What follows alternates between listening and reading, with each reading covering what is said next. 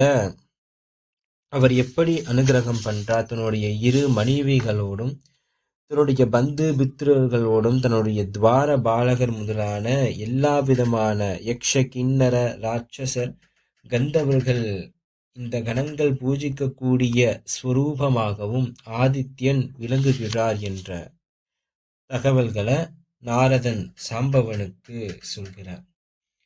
இப்ப இந்த பாகத்தில் நம்ம பார்க்க போறது 12 வடிவலான சகஸ்ர கிரகணங்கள். அதாவது இந்த உலகம் முதல்ல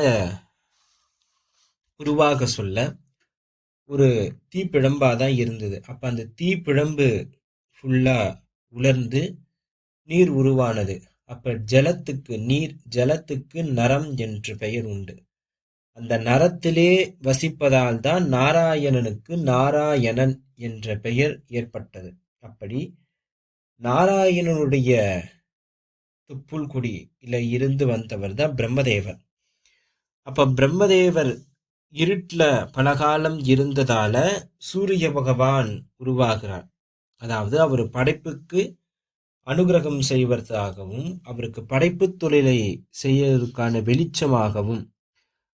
அப்படி அந்த பிரளய காலத்துல ஜலத்துல நாராயணர் எப்படி இருக்கிறார்னா 1000 தலை கொண்ட ஆதிசேஷனுடைய பதுக்கையில சுவாமியும் 1000 தலைகளோடவும் 1000 கைகளோடவும் 1000 கண்களோடவும் 1000 முகங்களோடவும் அதாவது நாராயணருக்கா நாராயணனுடைய அம்சமா சூரியன் வரார்.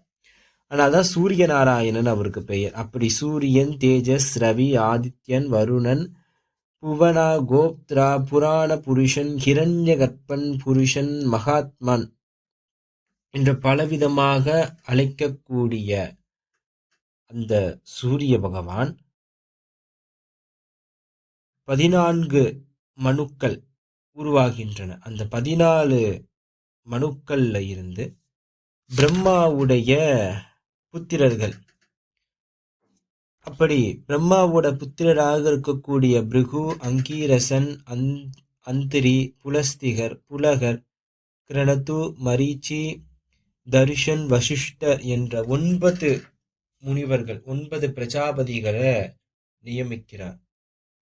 அப்படி பிரஜாபதியும் சுயம்பு மனுவின் மகளுக்கும் பிறந்த அதிதி என்ற தேவிக்கும் கஷ்யபருக்கும் திருமணம் நடைபெற்று கஷ்யபர் அதிதிக்கு பிறந்த முதல் குழந்தை தான் சூரிய பகவான். அதனால்தான் அவருக்கு ஆதி தேவர்னு பெயர்.